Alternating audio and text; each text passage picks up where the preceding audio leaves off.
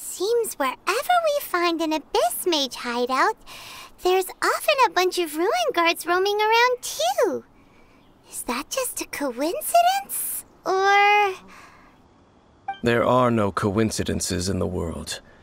Everything is the fruit of seeds planted long ago. Just like your appearance in that tavern, time is just waiting for those seeds to sprout.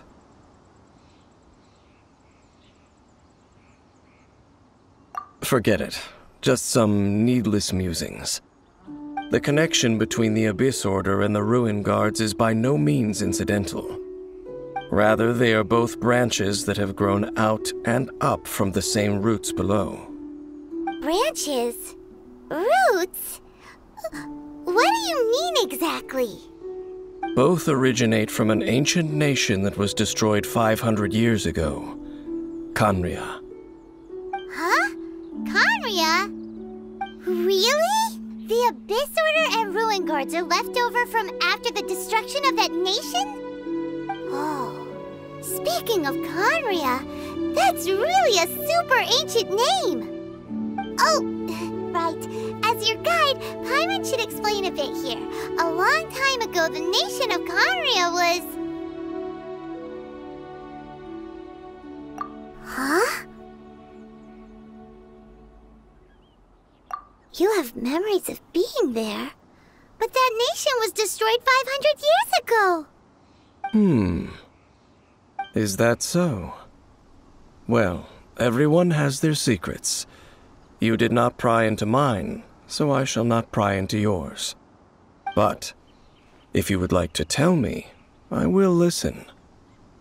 So, the Khaenri'ah you saw, what was it like?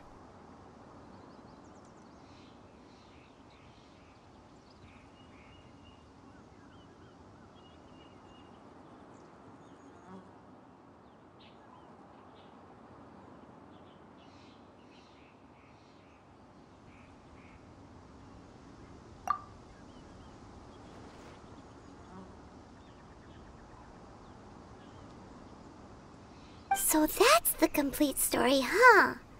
Paimon thought that you ran into that unknown god first. I see. So your first memory after coming to this world was being awoken by your brother from within that meteorite. It seems your brother woke up first. And that you two should leave this world called Teyvat? The destruction of Khaenri'ah? He said that?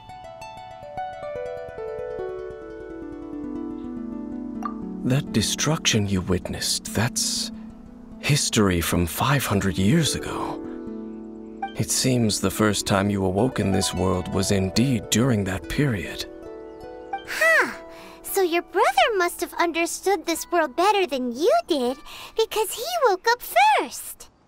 And it was shortly after that that you encountered an unknown god who blocked your path, so you couldn't escape.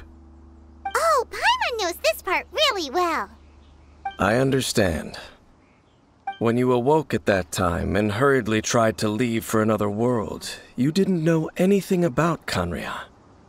But now, since you have come to gain some understanding of Teyvat, you are able to guess that the war you witnessed all those years ago must be the war that ended Khaenri'ah. Am I right? Ah, if that's the case, you must have been flipping through all sorts of books during our adventure these past few months. Before going to Mondstadt, you had just looked at some vague materials. Later, we managed to gather a whole bunch of old books from all around Mondstadt and Liyue, but you told Paimon they were useless.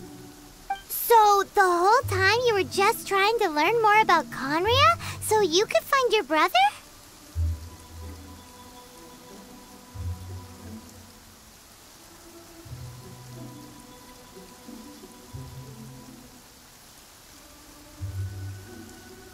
Oh, yeah!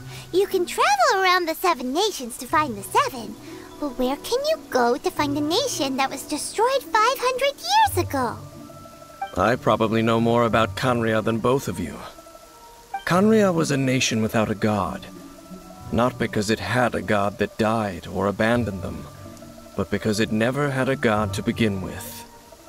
It was a powerful nation, built purely by humans. An unprecedented, flourishing, and glorious civilization.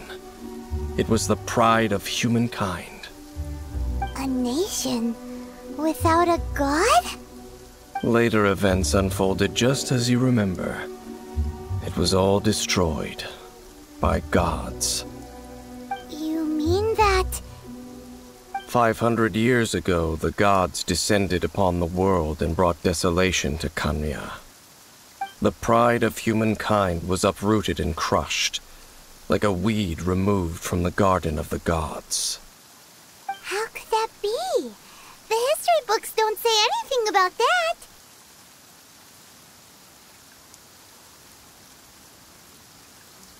Yes, well, continuing to discuss the past now will only dampen our spirits.